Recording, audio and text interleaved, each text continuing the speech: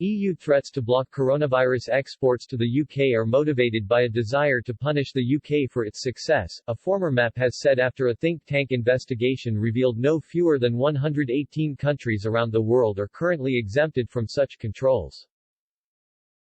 Facts 4 EU experts pored over EU figures after the European Commission used emergency powers to issue its implementing regulation EU 2021-111 controlling the export of vaccines.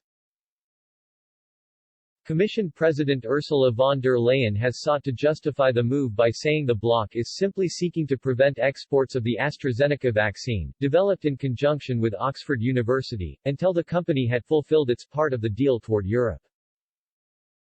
The EU are desperate to slap newly independent Britain down for being too successful on vaccine procurement. Mr. Campbell Bannerman added, the attempt to ensure more Europe by a collective approach on vaccines has backfired spectacularly. They are now thrashing around to divert from this massive failure. Even Remainer Ian Hislop is embarrassed and bewildered by EU mismanagement.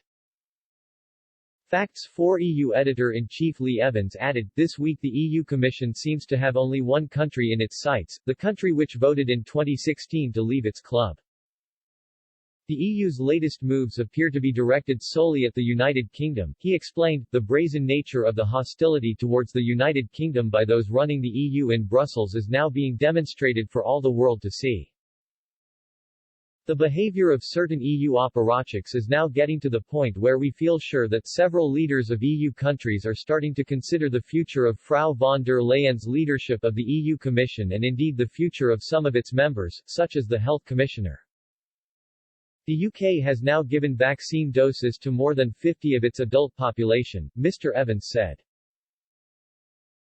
He added, this compares with the EU, where less than 10% have received a dose.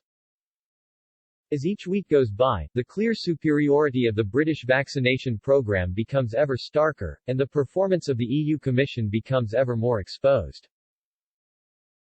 Speaking today, European Commission President Eric Mamer denied Brussels was banning vaccine exports but rather wanted pharmaceutical firms to meet their contractual obligations to the bloc.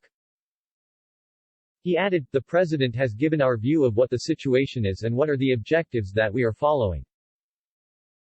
This is not about banning vaccine exports, this is about making sure that companies deliver on their commitments to the member states and the European Union that are inscribed in the contracts that they have with us.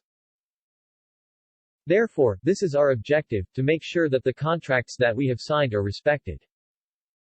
UK Prime Minister Boris Johnson yesterday spoke to German Chancellor Angela Merkel and French President Emmanuel Macron, in an attempt to persuade them of the folly of any ban. Mr. Johnson's spokesman would not be drawn on whether Britain was considering retaliatory measures. Meanwhile, an unnamed EU official today sought to pin the blame on AstraZeneca, saying, the UK is not to blame. The EU is not to blame, it's about everyone finding agreement with a company that has been overselling its production capacity.